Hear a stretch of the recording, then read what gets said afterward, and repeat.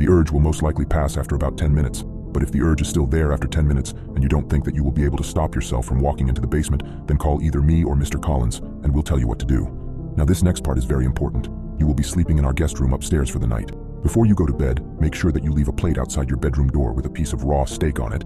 You can find the raw steak in our refrigerator, and leave a glass of milk next to the plate as well. And that's about it.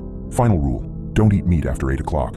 They might see it as a threat and will most likely attack you. P.S. Throughout the night you might hear a dog whimpering from somewhere off inside the house. We don't have a dog, so don't go looking for it. I hadn't realized what I had gotten myself into. Right as I had finished reading the rules, it was 8:31, and the growling noises just started. It sounded like they were coming from every room in the effing house. My hands were shaking as I reread the instructions, the realization of what I was dealing with sinking in. I was trapped in a house with something that was far from normal. The growling noises were getting louder and seemed to be coming from every room. I forced myself to calm down, taking deep breaths.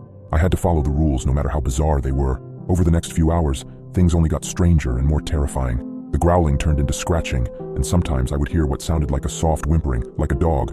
But I remembered Mrs. Collins's postscript. They didn't have a dog. I stayed in the living room, keeping the lights on as instructed, and waited.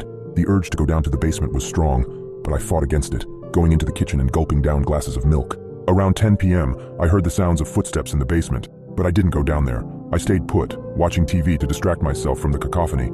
It was during one of these distractions that I noticed a different piece of paper on the coffee table, a sheet that had been tucked away under a magazine.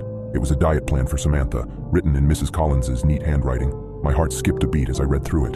It was a weekly meal plan, but it wasn't the usual fare you'd feed a 7-year-old. Liver on Monday, kidneys on Wednesday, heart on Friday. It was a diet composed of human organs.